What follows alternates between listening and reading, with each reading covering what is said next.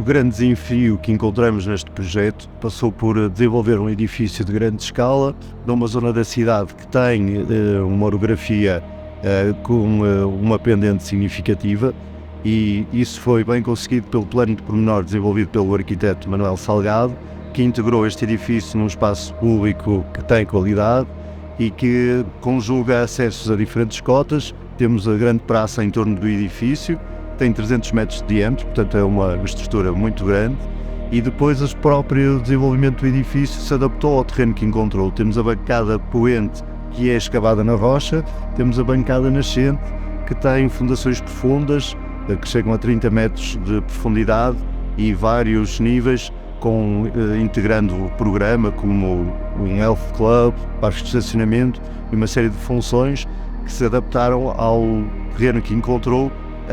incorporando um edifício que de forma bem conseguida se relaciona com o seu envolvente. O ponto de partida que tivemos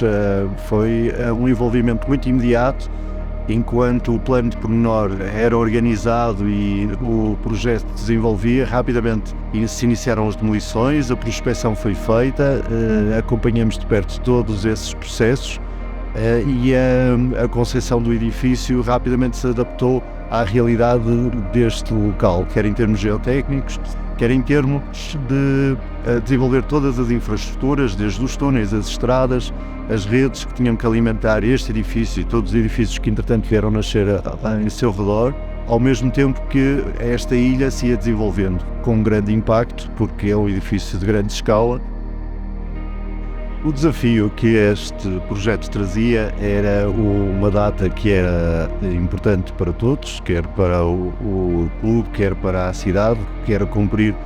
com o evento do Euro 2004,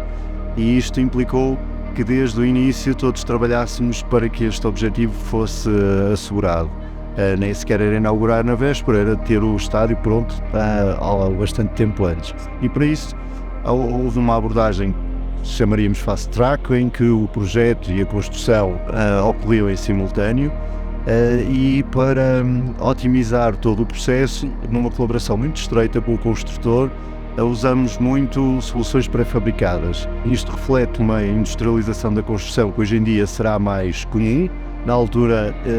acabava por se justificar na escala do edifício que aqui temos, e temos desde lajes, painéis pré-fabricados, todas as bancadas, os vomitórios e imensos elementos que foram fabricados fora daqui, trazidos cá e montados para rapidamente se conseguir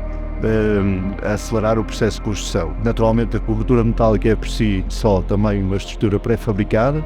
os arcos foram montados aqui, também num processo interessante de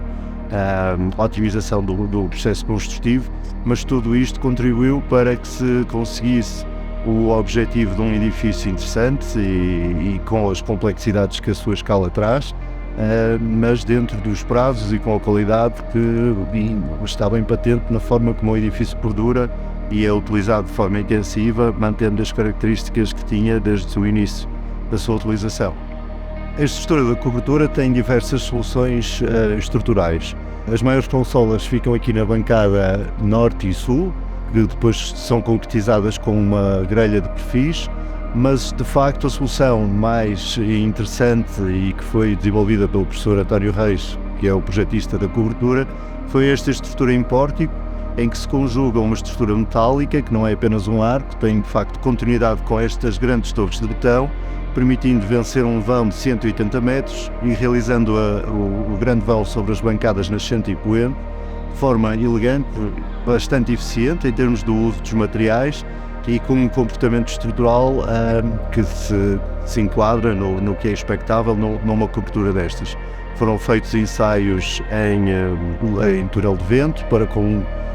validar as ações e otimizar o desenho da estrutura, e depois foi nos primeiros anos acompanhado o comportamento estrutural que se mostrou sempre adequado ao desempenho que se espera de uma estrutura destas, ou seja, um desenho bastante leve, talvez até permeável, para que quem está de fora do estádio também consiga perceber o que é que acontece cá dentro e haja uma relação mais aberta entre o edifício e a sua envolvente. Quando em 2001 iniciamos este projeto, havia registros relativamente recentes, especialmente no Reino Unido, de alguns equipamentos como este que tinham tido problemas relacionados com as ações dinâmicas. Ou seja, a forma como o público interage com a estrutura é relevante neste tipo de estruturas, que há uma série de fatores que contribuem para a sincronização da ação, uma grande massa envolvida, uma estrutura relativamente ligeira e, portanto, esse assunto foi bastante estudado, era o foco da nossa preocupação, no sentido em ter modelos que capturassem a forma como esse fenómeno se desenvolvia, seguindo algumas guidelines que estavam nesse momento a ser produzidas em diferentes áreas de conhecimento, também com a investigação na universidade, e depois mesmo nós aqui fizemos, além de ensaios na Faculdade de Engenharia, com os degraus e com testes dinâmicos, com pessoas a saltar em cima dos degraus e a medir as vibrações. O próprio estado foi monitorizado e ao longo da sua vida nunca houve queixas e comportou-se sempre dentro do que seria expectável.